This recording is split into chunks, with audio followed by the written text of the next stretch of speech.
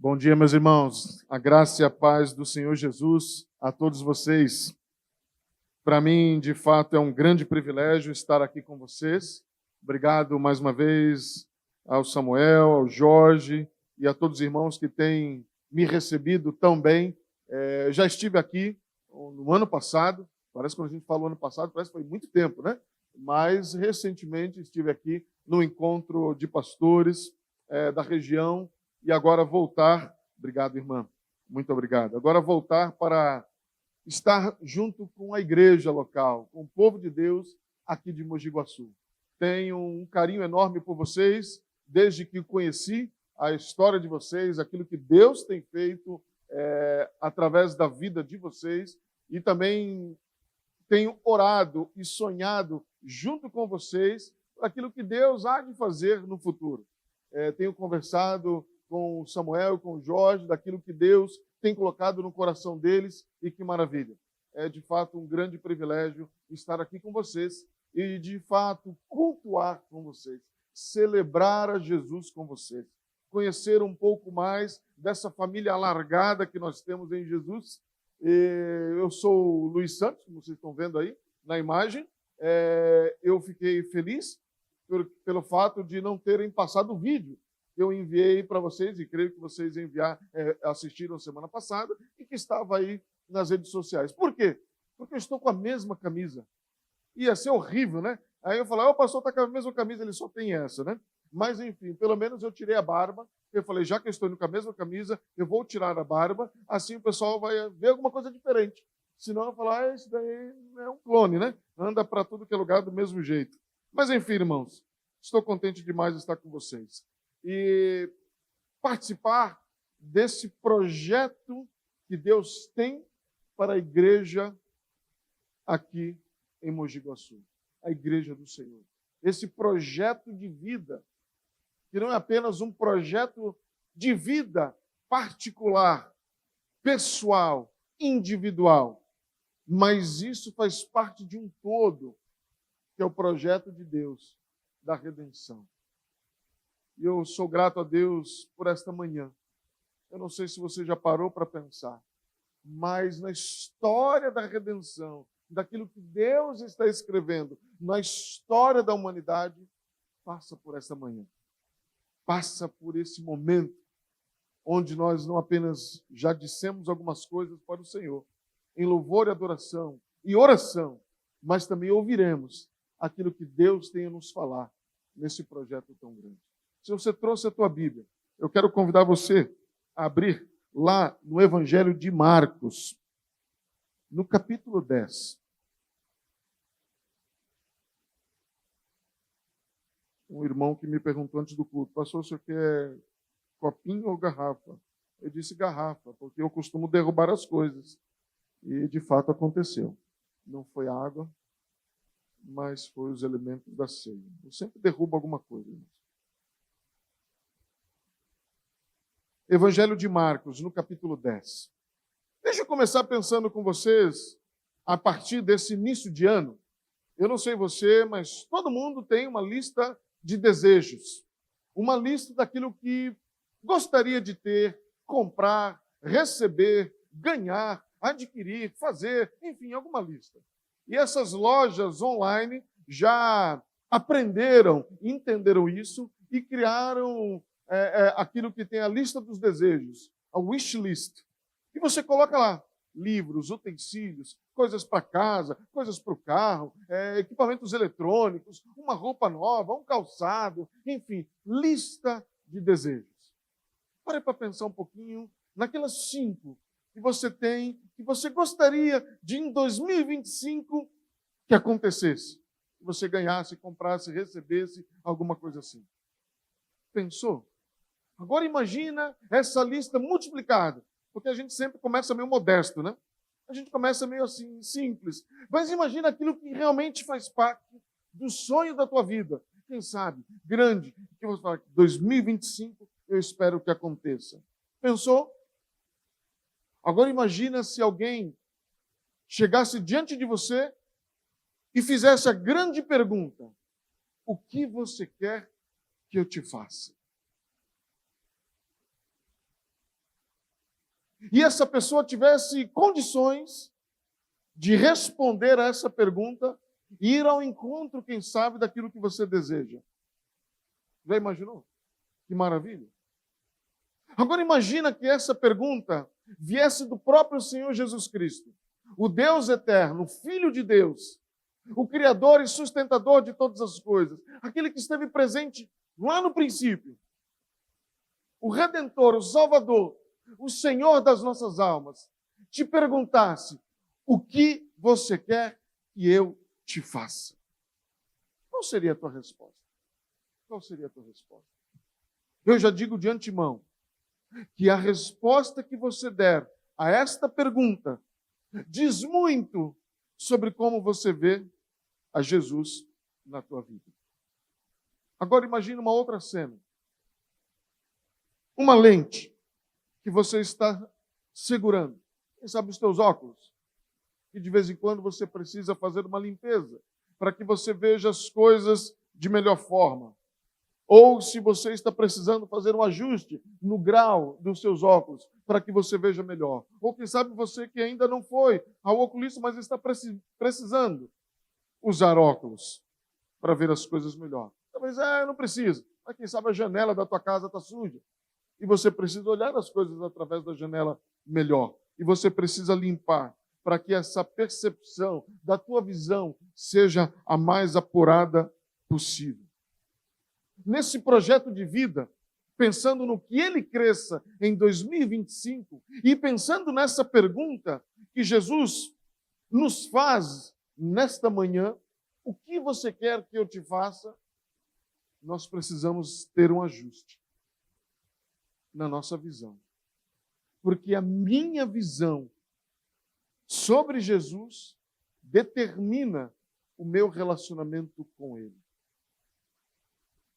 A minha visão sobre Jesus determina o relacionamento, o tipo de relacionamento que eu tenho com o próprio Jesus. É só fazer o contrário. Que tipo de relacionamento que eu tenho com Jesus? Isso também vai determinar e dizer para você mesmo, num raio-x, qual é o tipo de relacionamento que você tem com Jesus. Essa pergunta para nós nessa manhã. Talvez um ajuste na visão para que a resposta a essa pergunta seja mais apurada possível. Porque podemos ter uma visão distorcida, podemos ter uma visão egoísta, ou podemos ter uma visão correta, que nos leva à transformação. Pensar no ano de 2025, pensar em tudo que nós gostaríamos de realizar, nos nossos sonhos, nossos projetos, para nós de maneira individual, para a nossa família, profissionalmente, ministerialmente, na minha espiritualidade, nos meus projetos, nas minhas conquistas, nos alvos que estabeleci. Se Jesus estivesse aqui nesta manhã e perguntasse diante de você o que você quer que eu te faça, qual é verdadeiramente a resposta que você deveria dar a Ele? Para que, de fato, essa resposta seja a melhor possível. Não da nossa perspectiva, mas da perspectiva dele. Por isso, nós precisamos corrigir um pouco dessa visão. Lá em Marcos, no capítulo 10, a partir do verso 32 até o verso 34, eu quero ver junto com vocês e pensar que uma visão distorcida acerca de Jesus nos leva à confusão. Diz assim o texto da palavra de Deus. Eles estavam subindo para Jerusalém e Jesus ia à frente. Os discípulos estavam admirados, enquanto os que seguiam estavam com medo. Novamente ele chamou à parte os 12 e lhes disse o que haveria de acontecer.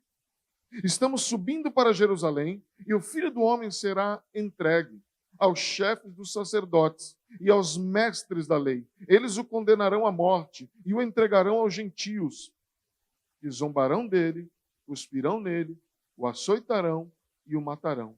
e 3 dias depois ele ressuscitará. A partir do capítulo 8 do Evangelho de Marcos, existem algumas situações que são semelhantes. No capítulo 8, 9 e 10. Uma delas é que Jesus dá uma predição acerca da sua morte.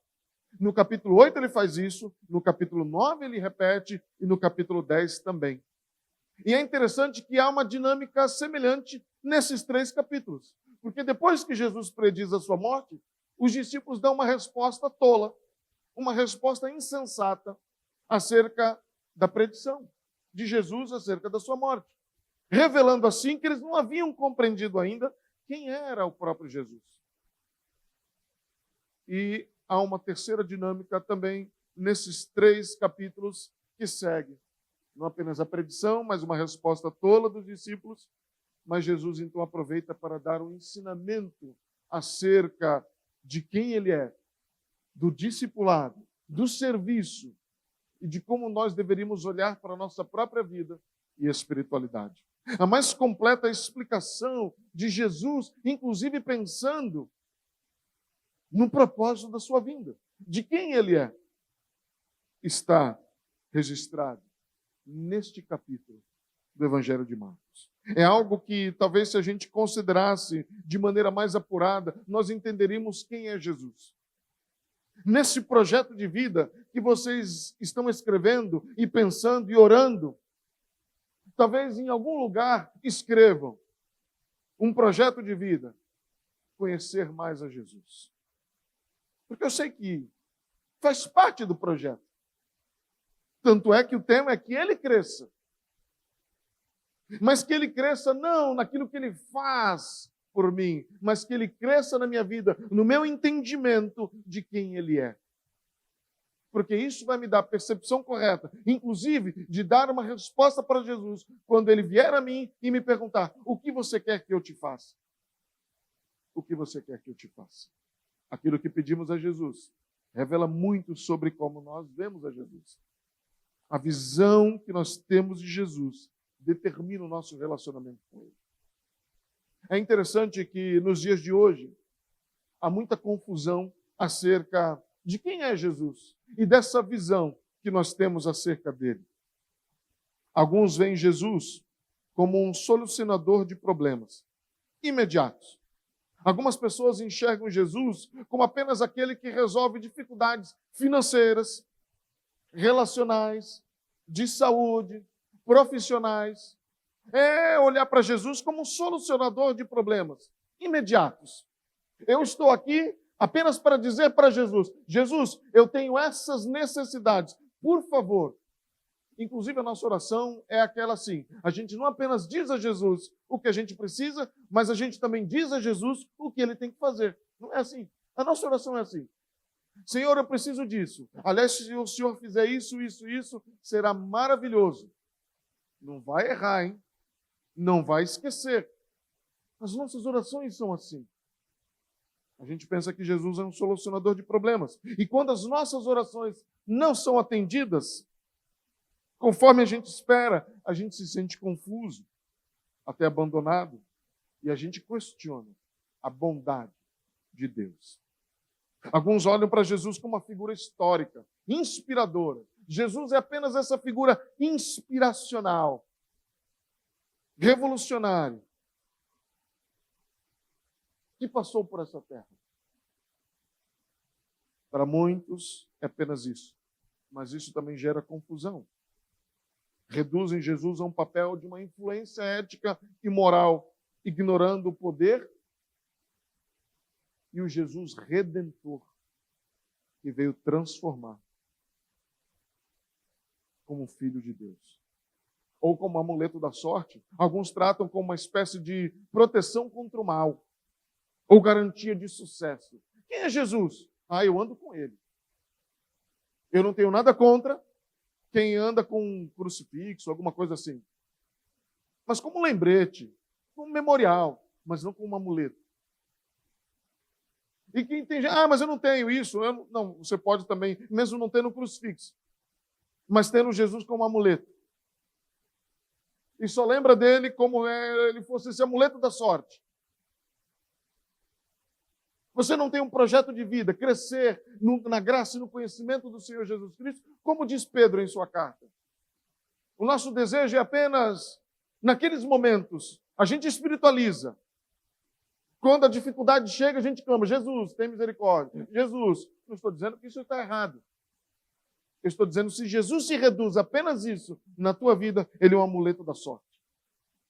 Como outros clamam por qualquer outro nome, você clama por Jesus. Não como Redentor, aquele que guia. Isso gera confusão. Porque quando esse amuleto não responde, alguma coisa está errada. Alguns se condenam, se autocondenam, alguma coisa está errada comigo. Outros condenam o próprio Jesus, alguma coisa está errada com ele. Porque eu clamei, mas eu não fui respondido da maneira. Alguns já chegaram a me dizer que abandonaram a fé, porque me disseram que Jesus não funcionou para mim. Porque já estavam vendo Jesus como amuleto da sorte. Outro como permissor de tudo. É esse Jesus que não existe julgamento, onde tudo é amor, mas sem verdade. Gera uma confusão terrível que nós estamos vendo em nossos dias, de maneira moral e espiritual, pois ignoram o chamado ao arrependimento e à santidade que Jesus quer promover. É esse Jesus do amor. É esse Jesus que tudo vale e que vale tudo. Ou Jesus como líder político ou cultural, como líder de uma ideologia política específica ou cultural de massa. Gera divisões, gera confusão, inclusive no entendimento do propósito de Jesus neste mundo e na nossa vida. O propósito do seu reino, do reino eterno, que transcende sistemas humanos. Entendimento desfocado. Entendimento distorcido. Era um pouco isso que os discípulos estavam vivendo nesse momento. E isso a gente vai ver na medida que a gente continuar lendo o texto.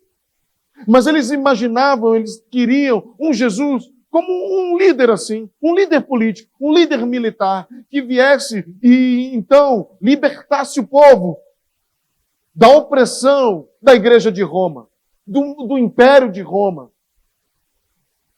Era isso que eles queriam de Jesus. E eles tinham essa visão de Jesus. Jesus agora virá e há de nos libertar. Aí Jesus vem e diz, eu vou ser preso, eu serei açoitado, eu serei zombado, eu serei cuspido, eu serei entregue aos governantes e eles vão me matar. Mas ao terceiro dia eu vou ressuscitar. É muito difícil os discípulos entenderem naquele momento o que estava acontecendo. Porque eles estavam aguardando Jesus, o Messias, o Redentor, há muitos anos. E agora Jesus vem e ele diz, eu vou morrer. Não, Jesus, não. Não é isso que nós estamos esperando. Se Jesus perguntasse, o que você quer que eu te faça? Não, Jesus, você não está entendendo. Eu não quero que o Senhor morra. Eu quero que o Senhor cuide de mim, da minha vida, da minha família, dos meus sonhos, dos meus projetos, de tudo aquilo que eu tenho. Eu estou te esperando há muito tempo. Percebe? A visão distorcida que inclusive os discípulos tinham. E que Jesus tem que, por pelo menos, em 3 capítulos que a gente vê aqui, na narração do Evangelho de Marcos, repetindo a mesma coisa. A mesma coisa.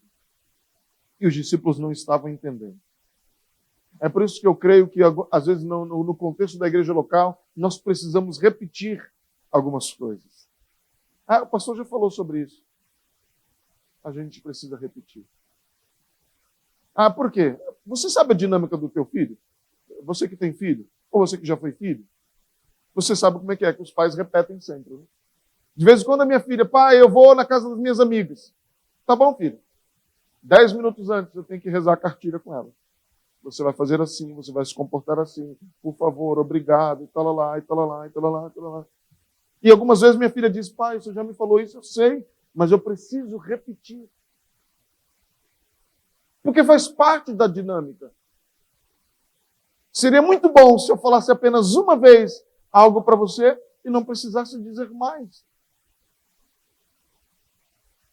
Deus, a mesma coisa conosco. Repete. E repete. E repete. Porque nós precisamos,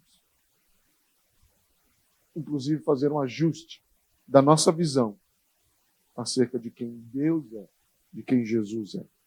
Porque uma visão distorcida nos leva a uma confusão. Há muita confusão nos dias de hoje acerca de quem é Jesus. E nós precisamos ler o texto. Nós precisamos voltar à palavra e entender quem é Jesus e o que ele veio fazer. Aí ele disse, eu vim para morrer. Eu vou ser açoitado, vou ser humilhado, mas eu irei ressuscitar. Eu vou continuar cuidando de vocês. Mas a gente não entende algumas coisas. Segundo, uma visão egoísta acerca de Jesus nos leva à ambição. Olha o que diz o verso 35 do Evangelho de Marcos, ainda no capítulo 10. Nisso, Tiago e João, filhos de Zebedeu, aproximaram-se dele e disseram, mestres, queremos que nos faça o que vamos te pedir. Lembra daquela pergunta que eu disse para vocês? Não é que ela surgiu da minha cabeça do nada. É porque essa pergunta está no texto. Jesus perguntando para os discípulos, Tiago e João, o que vocês querem que eu te faça? Para um pouquinho, olha para mim. O que vocês imaginam que os discípulos Tiago e João responderam?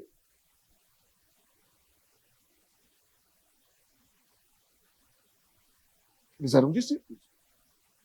Estavam caminhando com Jesus. Haviam visto Jesus já fazer tantas coisas.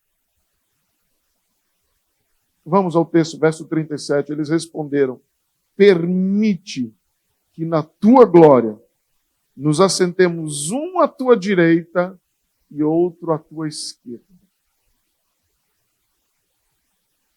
Percebe que os discípulos respondem à pergunta de Jesus?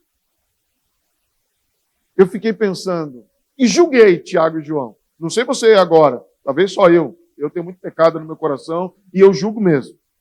Porque quando eu leio que Tiago e João, lembra dos 3 mais íntimos de Jesus? Eram 4, né? Pedro, Tiago, João e o barquinho. Eram os mais íntimos de Jesus. Eles colocam Pedro de escanteio. Fica apenas Tiago e João, dos mais íntimos de Jesus. E Jesus, para aqueles mais íntimos, faz uma pergunta maravilhosa, que eu gostaria muito de ter tido essa oportunidade em carne e osso. Mas eu tenho oportunidade em espírito de falar isso com Jesus. Mas ele pergunta, o que você quer que eu te faça? Ah, nós queremos glória. Porque o rei, aquele libertador, ele senta no seu trono e há sempre cadeiras ao seu lado. E eu quero a mais próxima. Eu não quero apenas estar no meio da galera. Eu quero estar sentado ao teu lado, no trono, um à direita e outro à esquerda. Nós seremos aqueles mais próximos, não apenas de fato e de direito, mas todos vão ver isso. Todos no reino olharão, quando olharem para ti, nos verão também. Um à direita e outro à esquerda. Eles não estão pensando no custo que sentar no trono exige. Eles estão pensando na herança, no que eles podem receber. Eles pedem mais para si mesmos. Eles pedem mais para si mesmos. Como eu disse, talvez eu tenha julgado a João e a Tiago, mas talvez você também tenha julgado, ou talvez você seja semelhante a eles. Não, eu jamais pedi isso para sentar à direita ou à esquerda. Mas você tem pedido coisas para si mesmo. Porque a essência é a mesma no ser humano. A gente sempre está insatisfeito e a gente sempre quer mais para nós mesmos. É só olhar os nossos projetos, os nossos sonhos, os nossos planos para 2025, aquilo que a gente deseja para esse ano. A gente está querendo mais para nós mesmos. Mais do mesmo, quem sabe? Olha a resposta de João, ou melhor, de Jesus. Versículo 38. Disse-lhe Jesus: vocês não sabem o que estão pedindo? Podem vocês beber o cálice que eu estou bebendo, ou ser batizado com o batismo com que eu estou sendo batizado? Jesus faz uma pergunta. Vocês podem? Vocês têm condições disso? Quando se fala do cálice, a gente vê isso no Antigo Testamento muito claro. O cálice tem essa figura daquele momento de julgamento, de ira. O cálice da ira. O cálice foi derramado. Há essa figura, esse aspecto. Jesus pergunta: vocês podem beber esse cálice? É claro que a resposta deveria ser não. Aquela pergunta retórica. Vocês podem ser batizados com o batismo com que eu estou sendo batizado? Vocês podem ser identificados com aquilo que eu estou me identificando nesse momento e serei no futuro, a partir do sacrifício da cruz? Será que vocês estão entendendo qual é o meu caminho?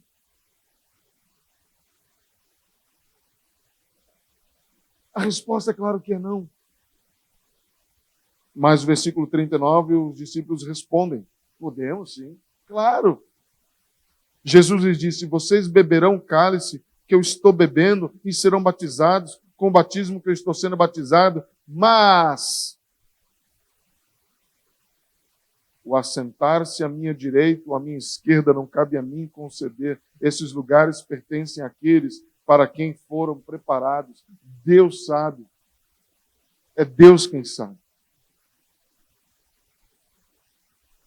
Os discípulos querem glória sem sofrimento. Como muitos de nós também.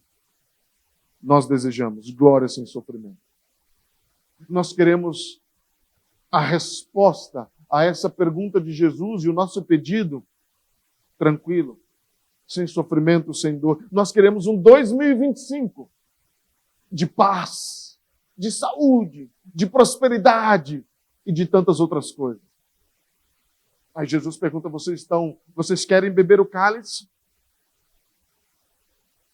Vocês têm condições de beber o cálice para que essas coisas sejam conquistadas?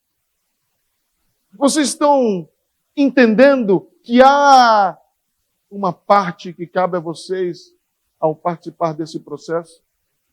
Não, Jesus, a gente só quer a resposta. A gente só quer a realização dos nossos planos, dos nossos sonhos. Porque eles não faziam ideia do que Jesus estava falando. Porque eles eram ambiciosos. Eles queriam coisas para si mesmos. E pouco estavam preocupados com aquilo que Deus desejava para eles. Eles não estavam preocupados com o projeto de Deus para a vida deles. Eles não estavam preocupados com os sonhos de Deus para a vida deles. Eles não estavam preocupados com os planos de Deus para a vida deles. Eles não estavam preocupados com o projeto de Deus para o próprio Senhor Jesus Cristo. Eles estavam preocupados com eles mesmos. Glória. A ambição. O egoísmo. O egocentrismo. Que preenchia o coração dos discípulos. É o mesmo egoísmo, egocentrismo que domina o coração das pessoas nos dias de hoje. E quando eu digo as pessoas nos dias de hoje, eu não estou dizendo só as pessoas lá fora que não conhecem Jesus, mas inclusive as pessoas que estão dentro, que conhecem Jesus. Porque esses daqui eram os de dentro. Eram os mais íntimos, eram os mais próximos. Eles ainda tinham desejos egoístas. Mas eram apenas 2. Olha o que diz o verso 41. Quando os outros 10 ouviram estas coisas, ficaram indignados com João. Ficaram bravos com João. Ficaram irados.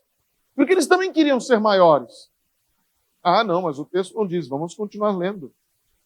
E chegaram a Cafarnaum. quando ele estava sentado em casa, Jesus perguntou-lhes: o que vocês estavam conversando lá no caminho? O que vocês estavam discutindo? Mas eles guardaram silêncio, porque no caminho haviam discutido quem era o maior. Esses eram os discípulos. Esses eram os discípulos. E esses somos nós, de igual forma. Pessoas que preferem guardar o sofrimento, pessoas que preferem guardar o rancor, ficam em silêncio quando colocados contra a parede, num canto, naquela encruzilhada, onde precisam dar uma resposta que seja digna. A gente prefere ficar em silêncio. Eu guardo para mim mesmo. Mas todos, de igual forma, estavam sendo egoístas, egocêntricos.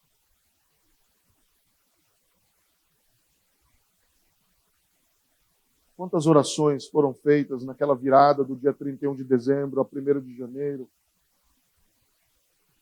que foram egocêntricas, que foram egoístas. Sonhos acerca dos nossos sonhos e projetos para 2025 são egocêntricas, são egoístas. Por isso que eu amei quando eu ouvi que ele cresça. Que ele cresça nos meus projetos, que ele cresça nos meus sonhos, e que eu diminua, que tenha menos de mim neles. Porque, inclusive, nos meus sonhos, nos meus projetos, nos meus planos, deve falar mais sobre ele do que de mim mesmo. Os discípulos com ciúmes, com intrigas entre eles, mas representavam muito bem os discípulos de Cristo que nós somos também. Mas Jesus não para por aí, ele continua no verso 42. Jesus os chamou e disse: vocês sabem que aqueles que são considerados governantes das nações as dominam, e as pessoas importantes exercem poder sobre elas. Não será assim entre vocês. Ao contrário, quem quiser tornar-se importante entre vocês deverá ser servo. E quem quiser ser o primeiro deverá ser escravo de todos. E o verso 45, um verso chave. Aliás, chave no Evangelho de Marcos, chave nos Evangelhos, chave inclusive para ter um entendimento correto acerca de quem é Jesus. Porque ele mesmo diz: pois o Filho do Homem não veio para ser servido, mas para servir e dar a sua vida em resgate de muitos. É isso que Jesus ensina de quem ele é. Quem é Jesus? Eu vim para ser servido? Não. Mas ele é o Rei dos Reis, o Deus eterno. Não, eu vim para servir. Eu não vim para ser servido. Esse Jesus precisa repetir. E eu fico feliz de que ele repetiu e afirmou isso para os discípulos, porque hoje a gente pode ler e entender qual é o propósito de Jesus. Ele não veio para ser servido, mas ele veio para servir e dar a sua vida em resgate de muitos. Este é o versículo-chave. Este é o coração do Evangelho. E também um modelo para todos aqueles que desejam seguir a Cristo. Eu quero que ele cresça na minha vida. Então você precisa crescer em servir e não em ser servido. Não é só em um momento, não é só apenas em um encontro, que em 2025, que ele cresça, que eu sirva mais do que sou servido. Esse é o projeto. Difícil para os discípulos ouvirem isso.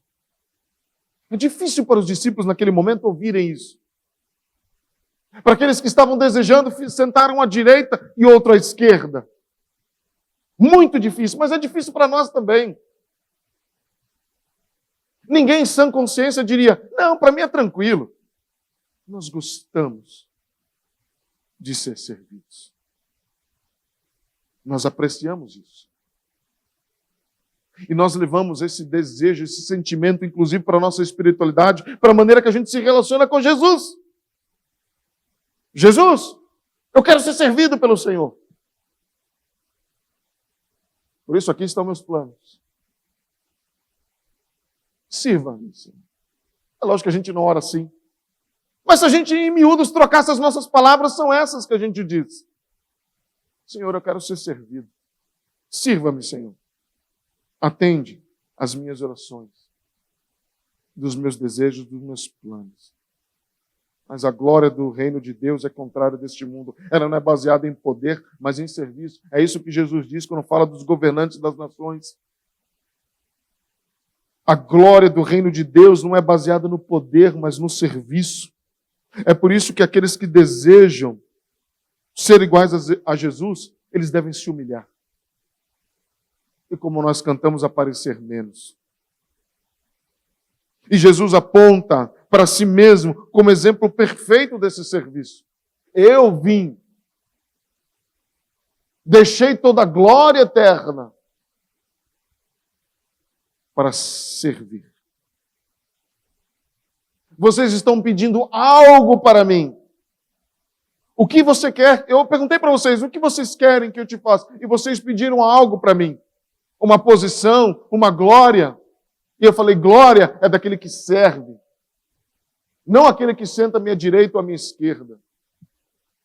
Glória tem aquele que segue os meus passos.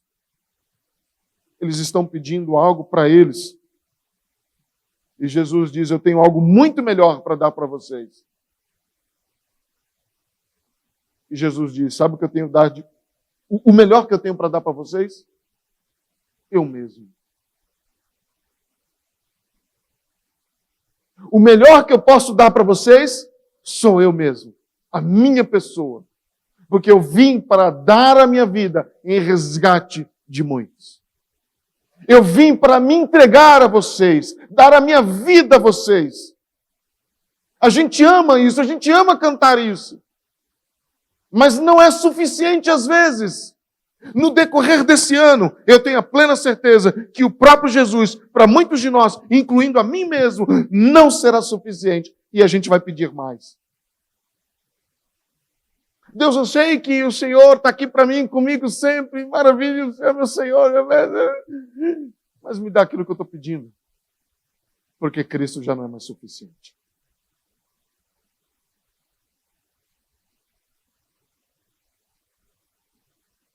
Pedir não é errado. Aliás, o próprio Senhor Jesus nos disse, pedi e será dado a vocês. E vos será dado. O problema é quando nos aproximamos de Jesus simplesmente como alguém que vai resolver os nossos problemas, como eu disse. E não entendemos que o nosso maior problema que Jesus veio resolver são os nossos pecados. E a redenção eterna. Através do sacrifício dele na cruz. Então temos um relacionamento errado com Jesus. Temos um relacionamento de cliente e consumidor. E quando dá um problema, a gente liga no SAC. Serviço de atendimento ao cliente ou ao consumidor. Sabe como a gente chama isso no vocabulário evangeliquez? Oração.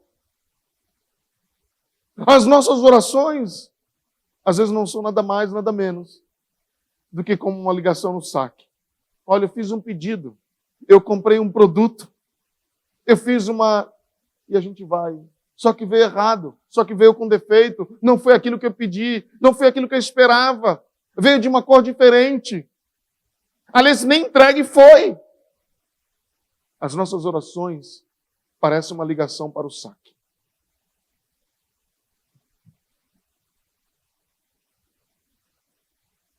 Tiago e João pedem posições de honra, mostrando que eles enxergavam Jesus como um meio para alcançar os seus próprios desejos, egoísta, egocêntrico, que leva à ambição. São aqueles relacionamentos baseados em interesses pessoais. A visão que os discípulos tinham de Jesus levam esses discípulos a pedir o que pediram. Mas é interessante que nem todos veem Jesus dessa forma. E graças a Deus por isso. E é por isso que Marcos esclarece agora. Quando você estiver lendo o Evangelho de Marcos, lembre-se que o evangelista, ele escreve sempre aos pares. Ele escreve sempre duas histórias.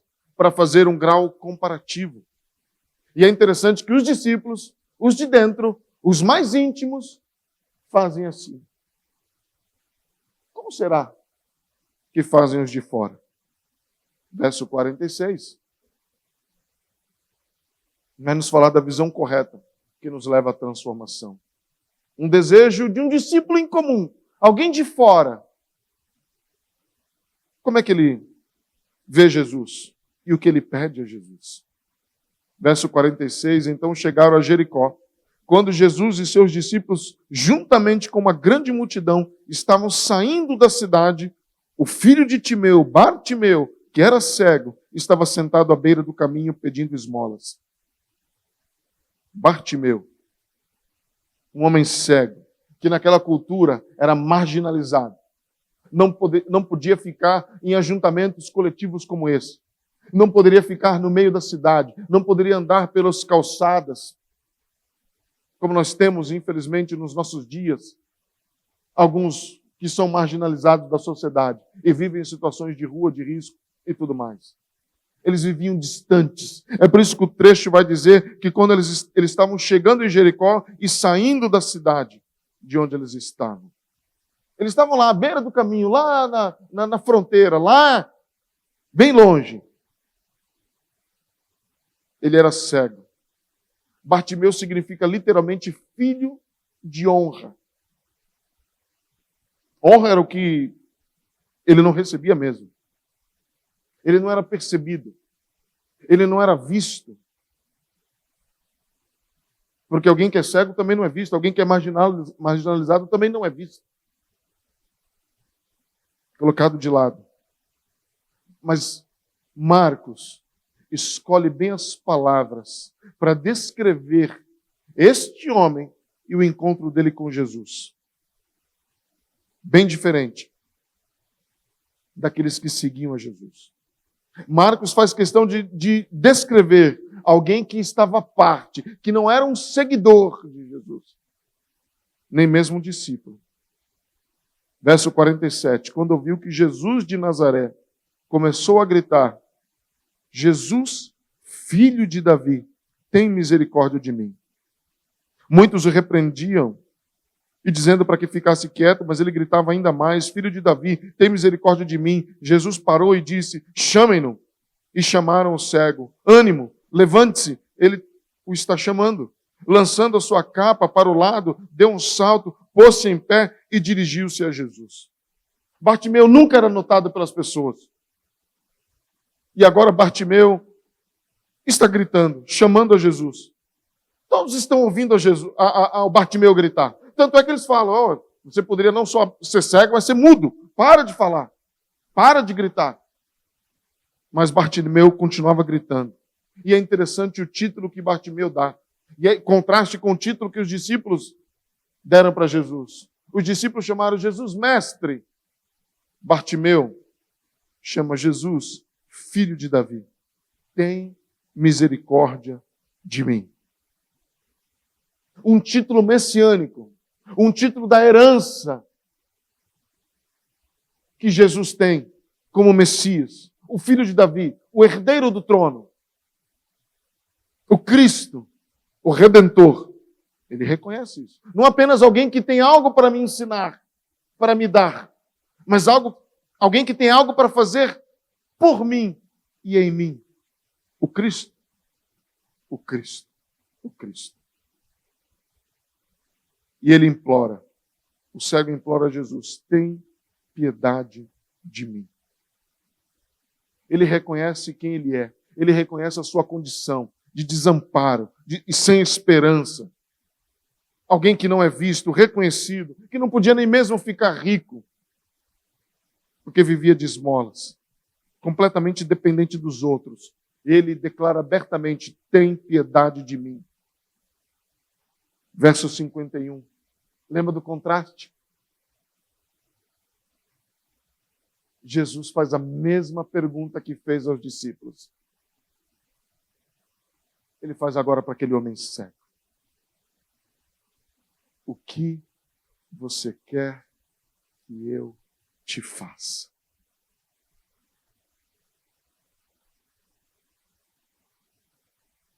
Ele perguntou isso para os discípulos, para os mais próximos, íntimos.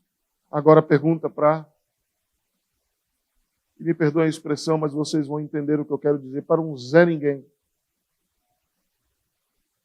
Um Zé Ninguém. O que você quer que eu te faça? Perguntou Jesus. O cego respondeu, é claro, eu quero ver. Ele pede misericórdia para si mesmo, tem misericórdia de mim. Eu quero ver, muda a minha condição. Uma coisa é escutar, a outra é ouvir. Porque Jesus não apenas escutou, mas ele ouviu. E não apenas ele escutou a do cego, mas ele também escutou e ouviu o pedido dos discípulos. É por isso que ele os repreendeu e deu uma lição. Agora ele ouve ao pedido daquele cego. E Jesus responde. Porque ele sempre responde. Ainda que seja com uma repreensão. Mas ele responde. Bartimeu passa de alguém que no início era à beira do caminho. E o texto vai dizer que Jesus agora segue a Jesus. Que Jesus respondeu para ele, vá, a sua fé te curou. Imediatamente ele recuperou a visão e seguiu Jesus no caminho. Antes ele estava à beira do caminho, agora ele está no caminho. Caminho não apenas de maneira literal, o caminho, a rua, a via, mas também de sentido figurado, ilustrativo, que não apenas agora ele estava à beira do caminho, à margem, mas agora ele tem alguém para seguir. Ele tem um mestre, ele tem um Senhor, ele tem um Redentor, ele tem um Salvador, ele conhece o Filho de Davi, o Cristo verdadeiro. Ele fala, eu quero te seguir. Eu agora recebi aquilo que eu mais almejava. O que eu vou fazer? Agora eu vou dar uma festa, eu vou me alegrar e eu vou viver a minha vida do jeito que eu quero. Não! Ele fala, eu quero seguir a esse Cristo pelo resto da minha vida. Pelo resto da minha vida. Bartimeu agora é um seguidor de Jesus. Aonde Jesus for, Bartimeu vai também. Bartimeu vai também. Gratidão que inspira a seguir, custe o que custar. Porque entende o tanto que Jesus já deu. Ele diz, o que vier agora é lucro. O que vier agora é lucro. O que Cristo nos deu? Nos deu de si mesmo. Nos deu a salvação, nos deu a redenção eterna, nos deu a certeza de que um dia estaremos no lar celeste com Ele, no lugar que Ele foi preparar para nós. Ele vem nos buscar e Ele virá. Tudo aquilo que ia acontecer para nós, além disso, é lucro. É lucro. E às vezes nas nossas orações a gente está mais preocupado com esse lucro do que com a gratidão por aquilo que Ele já nos deu. Sabe o contraste tão lindo que a gente vê nesse texto? Bartimeu, que era cego, vê Jesus de uma forma que os discípulos, que tinham visão, não conseguiam enxergar. Bartimeu cego vê melhor quem é Jesus do que os seus próprios discípulos. Enquanto os seus discípulos estão cegos para a realidade de quem é Jesus. Bartimeu, alguém de fora, cego, vê Jesus. Não com os olhos humanos, mas com os olhos da fé. Enquanto os discípulos desejavam coisas para eles, Bartimeu desejava que Jesus fizesse algo nele. Faz algo em mim. É o meu desejo. Transformação. A visão correta de Jesus leva a transformação. Temos uma visão equivocada sobre Jesus. É por isso que os nossos pedidos a essa pergunta, a resposta a essa pergunta de Jesus para nós, o que você quer que eu te faça, talvez as nossas respostas seriam totalmente diferentes. Mas eu espero, em nome de Jesus, que você tenha uma visão correta, orientada pelo Espírito Santo, a partir de agora, a entender Jesus quem Ele é. Entender por que Jesus veio. Cristo não veio para nos dar respostas. Cristo veio para ser Ele mesmo a resposta. Cristo não veio para nos dar presentes. Cristo veio para Ele mesmo ser o presente. Cristo não veio para nos encher de benefícios. Cristo veio para ser Ele mesmo o nosso benefício maior. Cristo não veio para nos dar felicidade. Ele veio para que Ele mesmo seja a nossa alegria maior na vida. Cristo não veio para nos fazer felizes. Cristo nos veio para nos fazer maduros nele. Cristo não veio para nos dar caminhos. Cristo veio para ser Ele mesmo o caminho. Cristo não veio para nos oferecer verdades. Ele veio para Ele mesmo ser a verdade. Cristo não veio para nos garantir uma vida confortável. Cristo nos veio para nos dar a vida verdadeira. Cristo não veio para nos aliviar de todo o sofrimento, mas Ele veio para ser Ele mesmo o consolo, o conforto, a força em meio ao sofrimento. Cristo não veio para nos tirar de todas as lutas, mas Ele veio para nos capacitar para vencer cada uma delas. Cristo não veio para realizar os nossos sonhos, mas Ele veio para Ele mesmo nos dar um propósito eterno.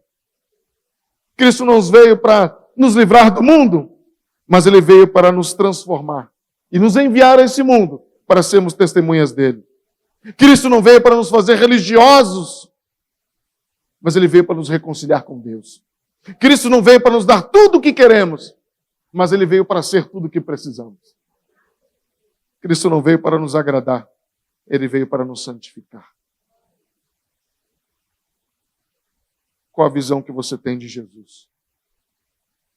Se você acha que Jesus veio para te dar alguma dessas coisas, a tua visão precisa ser reorientada, refocada.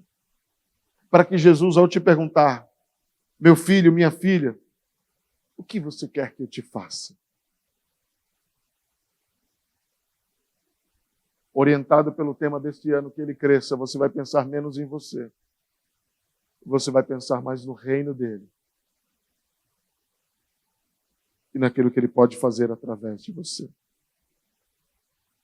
Pensar naquilo que Ele pode fazer em você. Em você. Eu não vou pensar, então, Senhor, nesse ano muda o meu marido. Eu vou pensar, Senhor, muda o meu coração. Senhor, muda a minha esposa. Não, Senhor, muda o meu coração. Muda o meu coração. Transforma o meu coração. Começa de dentro para fora a fazer essa transformação.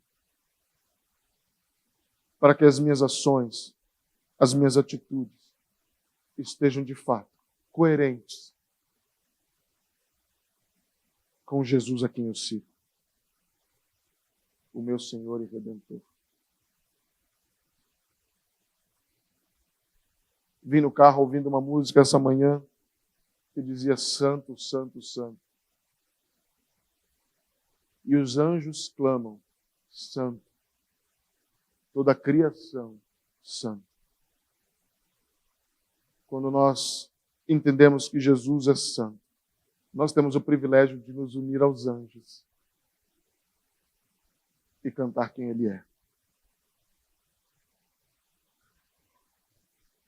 Exaltar quem Ele é. Orar por quem Ele é. E não por aquilo que Ele faz. Mas sabe qual é o mais lindo da história? É que Jesus faz. E Ele continua fazendo. E aquilo que Ele faz é maravilhoso. E eu sei que 2025, como foi o meu ano de 2024, no início do ano passado eu orei e o ano terminou totalmente diferente. Eu estava numa cidade diferente, num estado diferente, num país diferente. Voltei para o Brasil. Porque Deus sabe o que é melhor. Que em 2025, o Senhor realize os sonhos deles, o plano dele, o projeto dele. E que a gente seja sensível para ouvir o Senhor no meio do caminho, transformando todas as coisas. E quando Ele responder alguma oração nossa, algum desejo, um sonho nosso, nós vamos nos ajoelhar, chorar, nos render ao Senhor. E como a gente costuma dizer para as pessoas, nem precisava.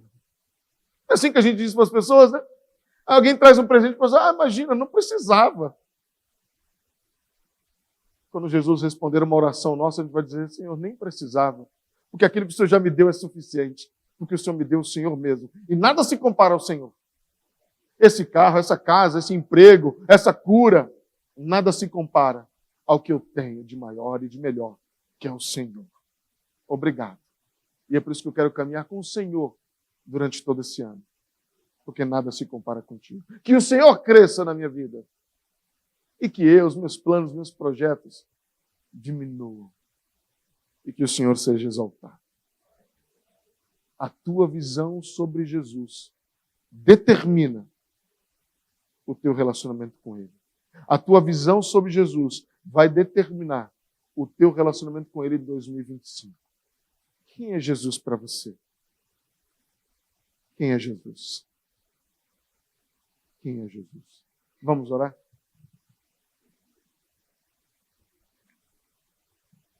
Onde você está, coloca a tua vida diante do Senhor. Onde você está, pense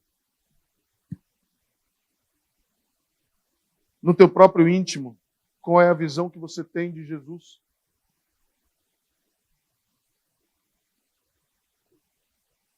E de como isso tem influenciado o teu relacionamento com Ele. Que haja restauração, que haja correção, que haja um refocar. E que Jesus, o Filho de Deus, o Redentor, o Salvador, aquele que nos enxergou na nossa miséria, nos enxergou quando ninguém mais enxergava, estávamos cegos, perdidos, mas Ele nos redimiu, Ele nos achou, Ele nos enxergou. Que seja essa visão de Jesus a guiar o teu 2025. E dizer, Senhor, quem eu era? Eu não era ninguém, mas obrigado, Senhor, porque Tu me achaste. O Senhor me viu, o Senhor me encontrou, o Senhor me abraçou, o Senhor me trouxe para mais perto de Ti. Me ajuda a viver para Ti nesse ano. E desfrutar de um relacionamento maravilhoso contigo, Senhor. Porque eu Te vejo da forma correta. Senhor, se de alguma forma eu não Te enxergo da maneira correta, se a minha lente, o meu olhar, a minha visão está turva, desfocada, distorcida, corrige, Senhor. Corrige para a bênção da minha vida e para a glória do Teu nome. Eu quero Te ver do jeito que o Senhor é.